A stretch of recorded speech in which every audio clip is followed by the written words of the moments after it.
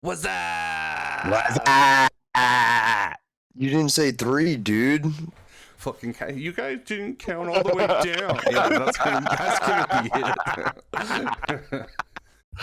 it. All right, let's go into awards. That's so fucking funny, dude. All right, first up for our awards, our sportsmanship winner is Top Crapper. You guys have anything to say about him? Yeah, Top Crapper, that's kind of a no-brainer. I mean, with probably one of the roughest seasons he's had so far, being a positive beacon of light on that team this season is honestly deserving of an MVP, much less a sportsmanship. Absolute class act. Always has been. That's a goalie. He's mostly attendee, yeah. Yeah, I'm surprised he wasn't up there for the Vizina. I don't know. Yeah, we love Bazanas, dude. God, I would just split me open a vagina right now. All right. Well, then next on the award list, we got our man Owen Lowe. He actually won the Ted Lindsay, our MVP award. Art Ross for most points, and the Yager. Yeah, kind of mad at Owen here for taking my assist record, but did it in less games, so I can't really be mad. Hell of a feat. Man. Hell of a feat. Well deserved. And Owen Lowe has really been a force the last several seasons. Pretty much anyone he plays with, he puts up fucking numbers. Playoff Owen.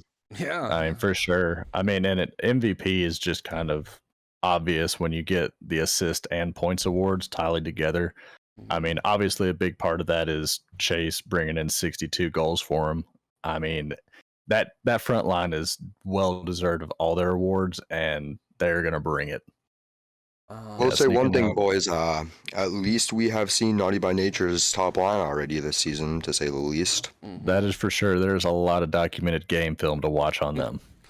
All right, so best goalie, the Vezina, is going to Bobbling Puck, to no surprise to really anyone. Bobbling!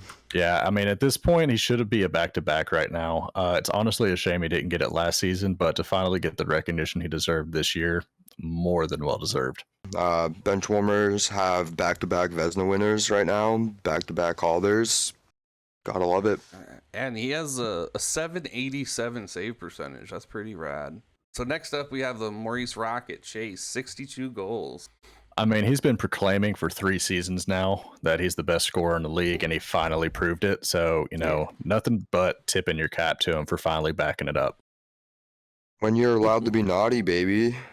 Oh, he was more than naughty enough for everybody this season. That's 62 times. Naughty by nature. Guarantee that if that Nubian princess saw that number right there, boys, it's game over, dude. We're not seeing Chase that night. No way. All right, so for the Norris best defenseman, we got Boston Ships. I'm definitely happy to see it go to another Bostonian. I definitely can't complain about that. Battle for it this year. Boston, low-key sleeper at the beginning of the season for it, comes out with the win. Yeah, I agree. I mean, Boston was 100% deserving of it.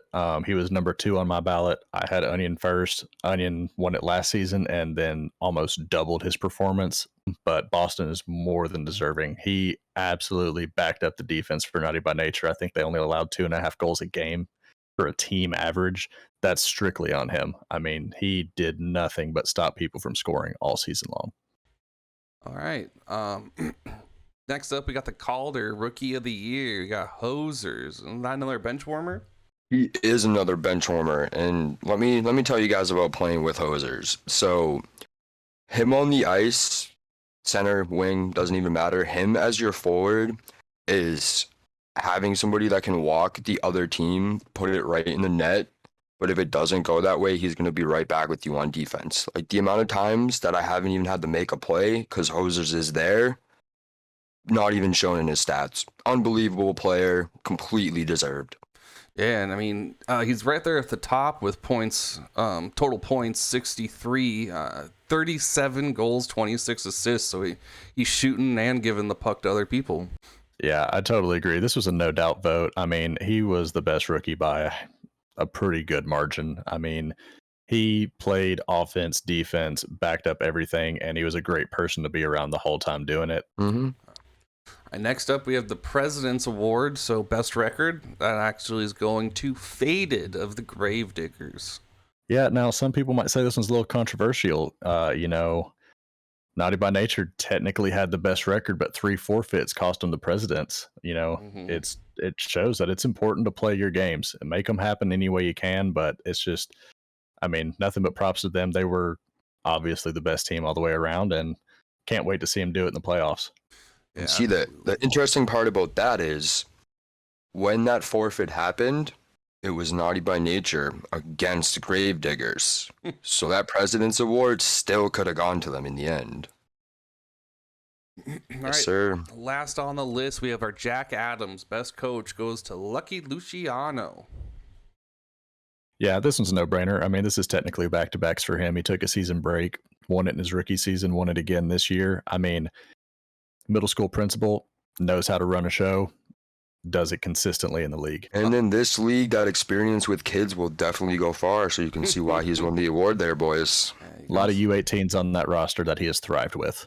A lot of plus 18s that act like U18s. Well, now let's go over the All-Star or the All BRHL teams. Kydel, you said for your forwards you chose Omni, Chase, and Hosers.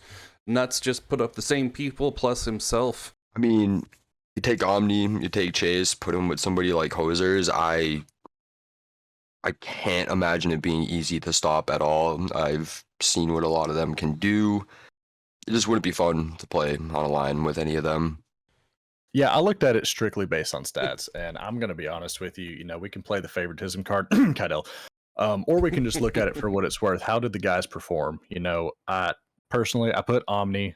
He's number 3 on the list. I put Owen Lowe, number 1, Chase, number 2, me. I'm right there at number 4. I mean, those are the 4 best forwards, and the most humble opinion I can have this season. They deserve to be there. Well, 2 forwards that I put up that you guys didn't mention, Dirty Durags and J-Nux. I mean, Durags has been a monster since he got here. Nux, this season especially, man, it was hard playing against him. The guy was on fire every single game. Some people say it's the Calder curse. Some people say maybe Jockey was just blessed to be with Nux. I mean, maybe he carried him to an award. I don't know. But, I mean, you look at it, Nux is one of the best players in this league, and it's not even... And he is a top 5 player, period. He's going to show out regardless of every game. Now, rumor has it, though, boys, Nux may not be making an appearance in the playoffs. Not sure if it was his choice or not, but we'll have to see here. Let's move on to defensemen. Both of you guys actually say the same people, Onion Pie and Boston Ships. I know we already talked about Boston with the Norris Awards. Do you have anything to add about Onion? I mean, they're the top 2 deep men in the league. I mean, period. I mean, the only other person you can make an argument is Joe Ho, and he didn't have a team in front of him to really back up his stats this season, so he got left off. He did play a lot of wing this season, and, they needed a scorer, and he provided what little bit of help he could, and it still wasn't enough. But as far as D-men go this season, I mean, that's A1 and A2. Moving on to our goalies, you guys both said the same thing. We got Bobbling Puck, our Vezina winner, and then Rage Horizon. As distracting as that kid's face is, Rage has definitely been a force since he came into the league here. When he is in net, his team scores. He doesn't let in too many goals. When he does, he might start getting upset, but that's a different conversation for another day here. Definitely gonna watch him though. And then my boy Bobbling might be biased, but seems like everyone else agrees. For sure, Bobbling's a no-brainer, and Rage, I even complimented him this season. He's the most patient goalie I've ever played against. The dude does not move until the skater makes a move. I mean, that's what makes him so good, is he waits out the shot, and it stops 90% of them. It's incredibly hard to keep your hand off that right stick. My second pick, though, was Jack's Dogs. Best goalie record in the league this season. Fun fact about him, he doesn't join a party. I've played probably 50 to 60 games with him at this point. I've never once had a conversation with him. The dude just sits in net, stops pucks, and wins games. It's that simple. Oh, fuck. Yeah, man. Any honorable mentions? Yeah, I think for honorable mentions, I mean, Faded getting left off, that's surprising. I mean, former MVP, and I think it only held him back this season that he was a GM and he played more players this season. Yeah. I think Knox took a huge step forward this season. Definitely should be worth mentioning. moving on, in sixth place for the regular season is Trash Pandas. We talked about them coming off of a 3-game win streak. I mean, yeah, it's like I said before here, pretty much. I think for this first series, in whichever additional series that they may make it to, it's all about the first game for them. With how their season's gone, if they can't get off to a hot start, their morale is just not going to be where it needs to be. And then moving on from there, we got Benny and the Bretts. What do you guys think about them? You know, they took Yeah. a big blow at the end of the season. I mean, you lose your GM and your AGM right before the playoffs. It takes a hit. However, like I mentioned before in the preview, they got the pieces left to play. Mm-hmm. They can pull it off. It's just, are they going to get it together and make it happen? And very last but not least, we have the number 8 seed Chicks with Sticks. Now, I don't even really know where to start here, boys. Definitely thought this team was going to be one of the powerhouses this season. The lineup that they had, the experience in this league, I just thought it was going to take them so much further than it did. I don't think they handled the disappointment well, and it got to them early. Yeah, and looking at it from the other side of the fence too, Kydel, you called Benny and the Bretts a Cinderella. I mean, if that's a Cinderella, this is a unicorn, and they need to find the magic.